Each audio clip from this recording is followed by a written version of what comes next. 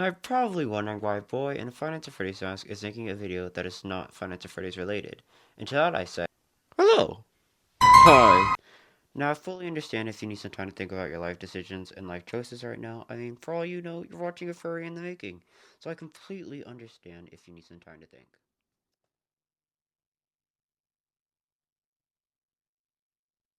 Okay, while you're doing that, today let me introduce you to this video's topic, which you probably already know because you clicked on the video, but if you don't know, today we'll be talking about.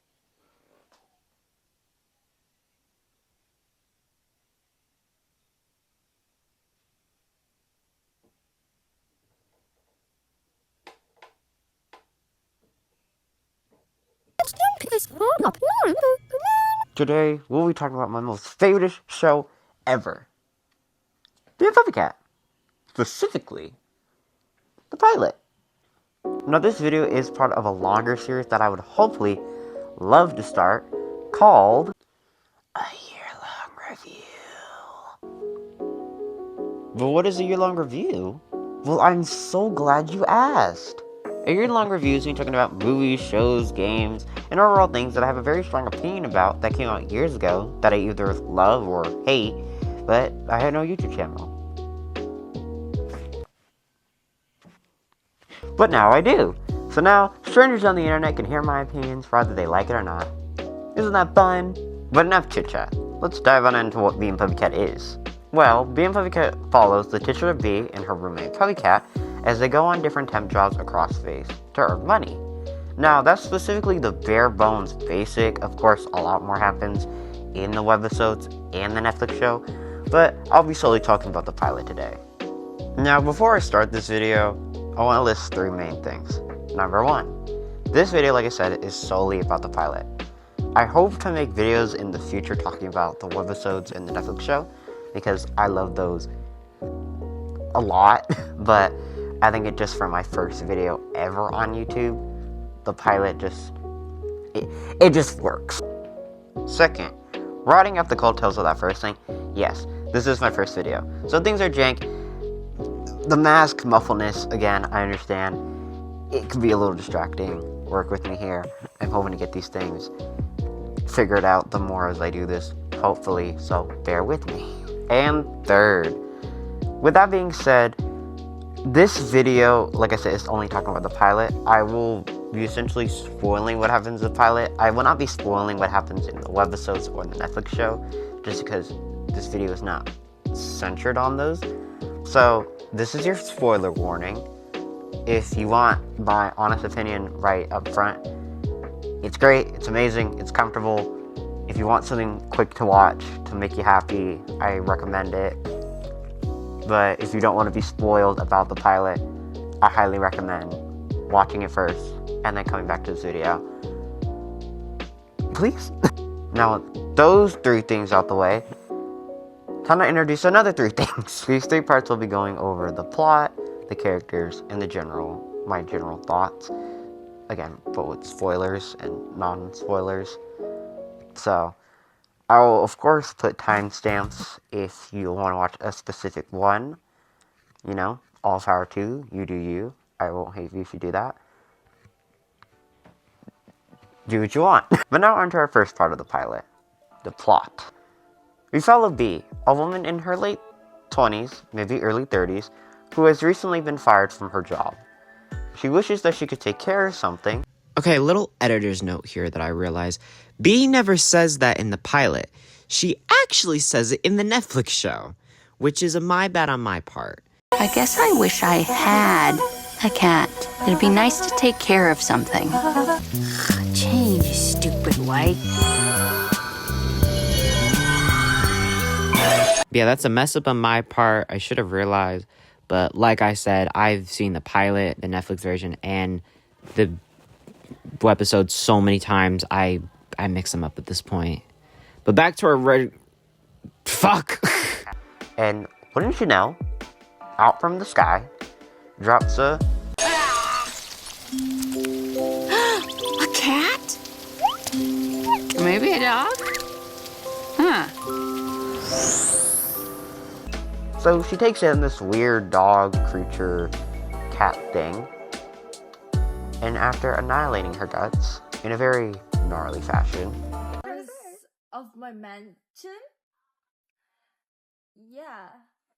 The view is fucking gnarly. Oh my god. There's no way that just happened. she then hears a knock at the door, who we find out is Deckard, a friend of hers, who's bringing her casserole when he learned that she got fired. So V's way of thanking him for bringing her casserole is to annihilate his balls with the same umbrella she annihilated her guts with. You gonna be okay? Feeling bad, she shoves ice under the door and Deckard runs away with it, leaving the casserole behind. I guess he didn't want V to assault him anymore. After V acquires the casserole after the unnecessary assault on Deckard, we see that the dog hybrid cat thing is awake. So as soon as it wakes up, they eat the casserole and both go to sleep. We are then thrown into a dream sequence, one of the many in the series that will come to follow. We see the dream sequence follow V falling, puppycats in her hair, them dancing, but then falling into this mysterious black void. V tries to grab one of them to figure out what's going on, but then it leaves a very gnarly scar on her hand. Or arm. Which, as a cat owner myself, I just know that hurt, like, ugh. When a cat scratches you like that, yeah, it's one of the many things cat owners have to suffer through. But, you know, it's worth it. Sometimes. Very, very little of the time, but you know. But after pondering why this makes her feel so sad, which, you know, I can tell her why it makes her feel so sad, the thing that she's standing on explodes, and she's shot back awake. We then see her as she applies to go work at this temp agency place, which is very ironic due to where she works later in the show, so it's a funny little gag. But we see as she goes there, the guy says she has a really weird work history, she steals his candy, and we get this very iconic line. You took too long. Now your candy's gone. That's what happened. B comes home after not getting the job, but still getting the weird dog-cat hybrid thing stuff. Because apparently, a job that she worked at is not going out of business. Isn't that sweet? But you know what's also sweet? The weird dog-cat hybrid thing giving her a letter that is definitely not cryptic at all.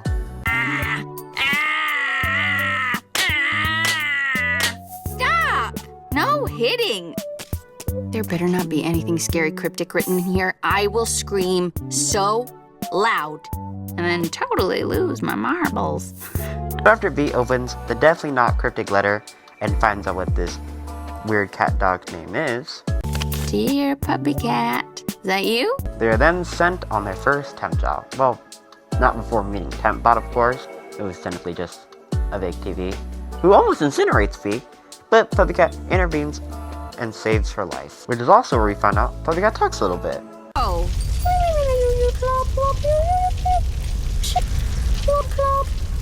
Hey, you talk. Kind of. But after this revelation, they are given their uniform assignments and sent to their first planet, which is Fishbowl Space. On Fishbowl Space, we are introduced to Wallace. Now, I want you to take note of Wallace, because we'll talk about him more in the character section. But just take note of him right now. Take note. When we meet Wallace crying over his mother, which is sad of course, but Puppycat says that his mother is only away for a little bit and should return soon. While they're waiting, Wallace asks Puppycat if he can read him a story, or I guess sing him a story, which Puppycat begrudgingly does. Can I have a story? The story that Puppycat tells Wallace is about a space outlaw that falls in love with a space princess, who promise to run away together. But the space outlaw soon realizes that the princess betrayed him and tricked him, and when the place they were supposed to run away actually became a trap, and he was cornered by warlocks who turned him into a disgusting beast. But he somehow managed to get away, never to be seen again. Now, Wallace finds the story very sad and upsetting, but also very interesting, which a lot of us did the first time we saw it. Unlike many of us, though, a really scary looking woman then crawls out of Wallace's mouth.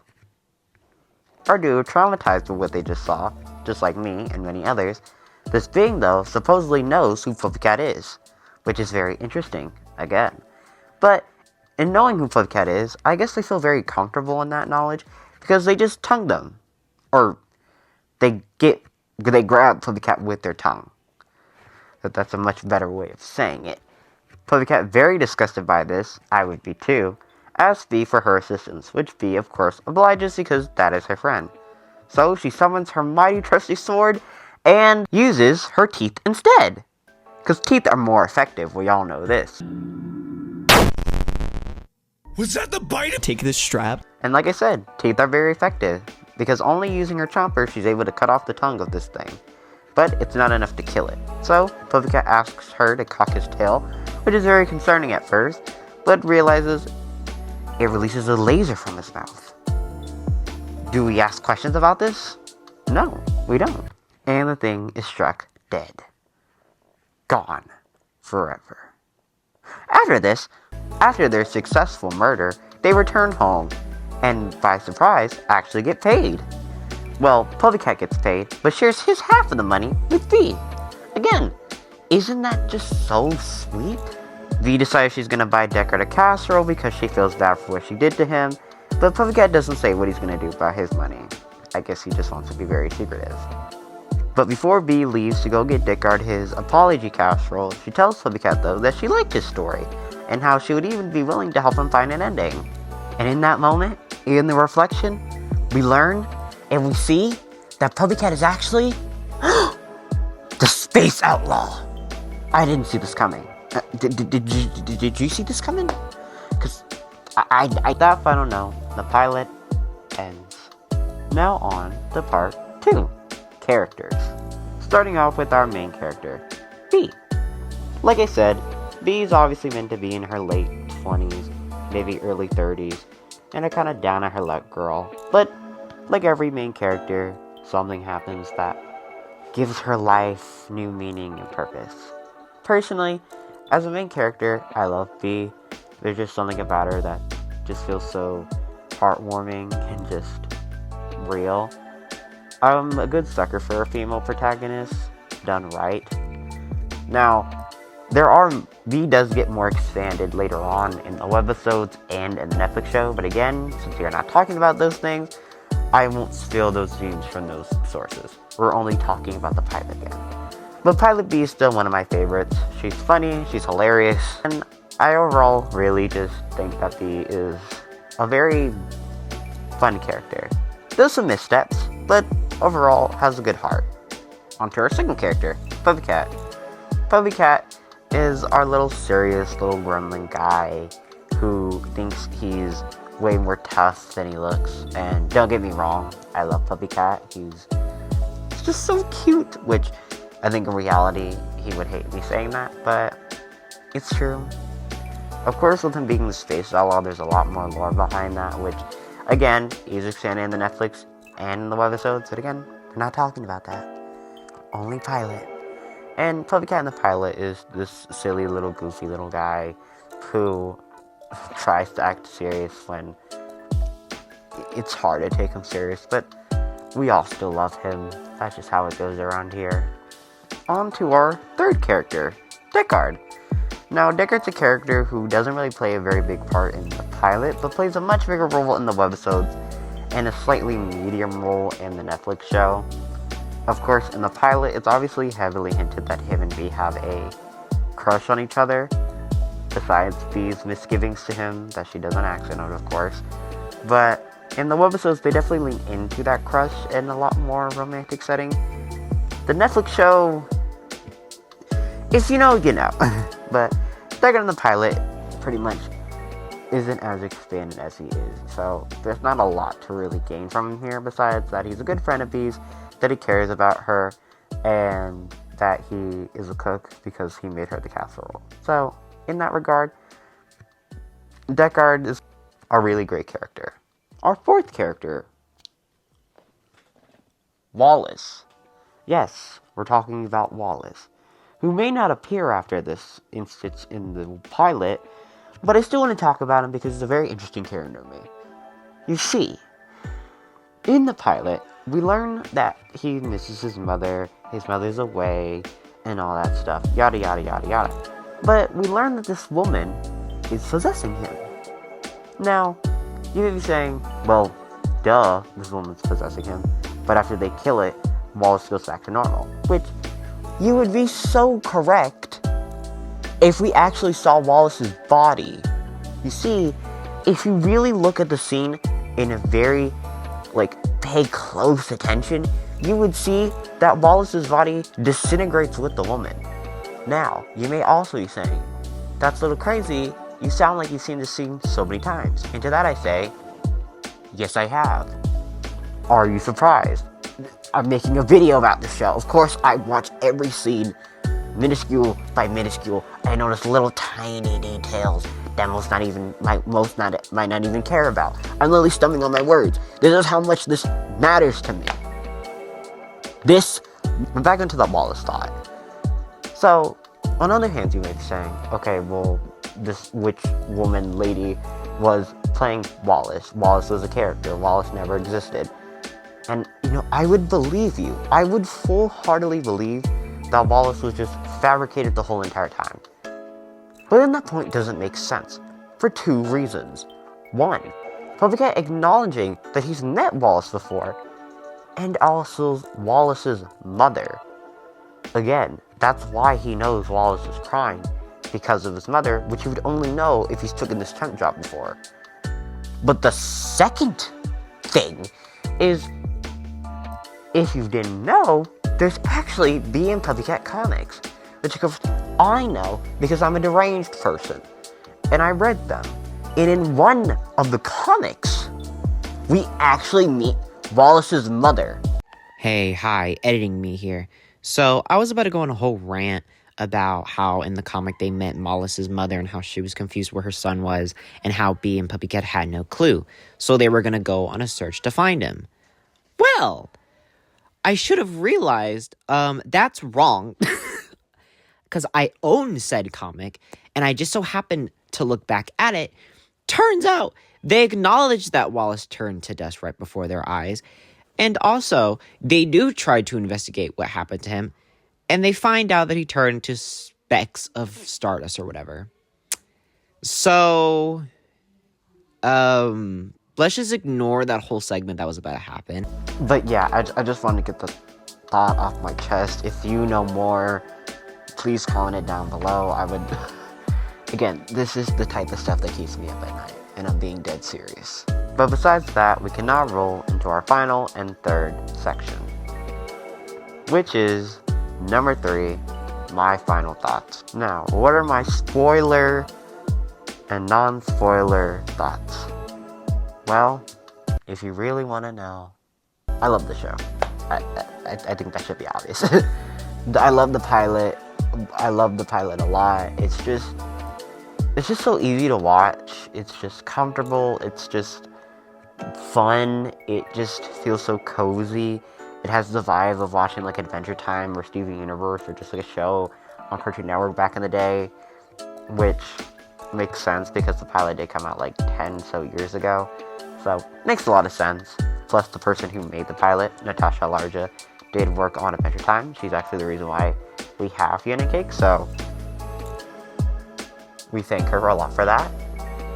But, besides that, I love the pilot. It's great. It's amazing. I love it. It's a 10 out of 10, if you ask me. Maybe I'm biased. Who cares? This video is me being positive right now. You clicked on a video about a kid, well, not really a kid, but a teenager raving about something that he liked. What else did you expect to see? Come on now. But hopefully, my overall thoughts and this whole entire video just enforces you to watch the pilot, even with me spoiling it. I hope that you watch it still, just because it's still good to watch. The music's great, which is another thing. Being Puppycat music is top tier. Maybe a dog? Huh. God. Being fired, right? It'd be like a CEO or a manager. Which one?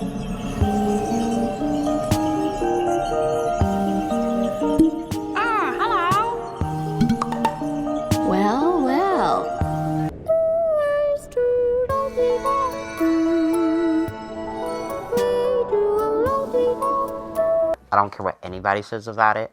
It's amazing. It's great. It's top tier. The music's great. The art style's beautiful. It gets better and better as we go on.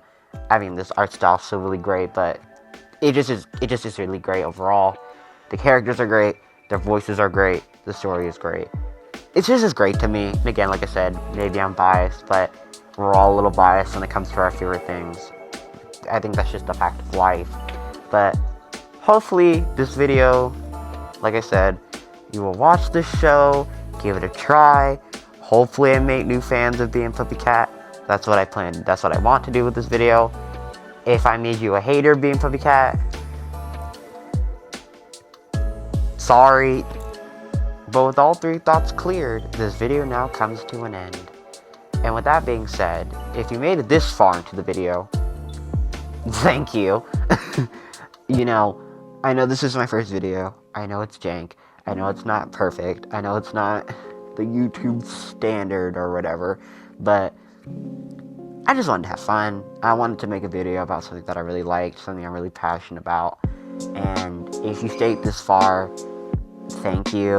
Either you really are as passionate as me, either you are really intrigued by it and I want to check it out, or maybe this video just came on and you don't really care that it's on and you're just letting it play, just have something on in the background. You know, either way, I appreciate you.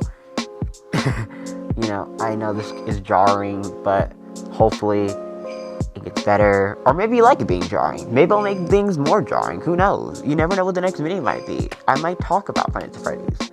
My next video might be me making a persona, for all you know. You know? If you want to stay and be here for whatever madness and whatever ideas I come with next, which I do have a few. I do know what I want my next video to be. You know? I don't expect this video to do, like, big or make, like, major numbers, but I don't really care. I didn't make this video to get, like, a whole bunch of views. I made this video so I could talk to other Puppycat fans and kind of just have discussions with them in the comments, you know, just for fun, you know. This video is for fun. That's overall why I made it. So, again, I guess I should say all the things like a YouTuber I'm supposed to now, which feels really weird to say, but please like, please subscribe, please comment, please comment. I want y'all to talk about the show, you know, what's your favorite thing about the pilot, what's your least favorite thing about the pilot, you know, what are some things I can improve on. Please be nice though, you know, some things can be criticism, it can be constructive, and other things can just be being a dick, you know the fine line, of course. Please. And I guess when that's all said, and I guess when that's all done, I hope I'll see you again. So, I guess, goodbye for now, and have a good day, a good night, and a good afternoon, or morning, or whatever the hell. Just please take care of yourself, and know, I appreciate you.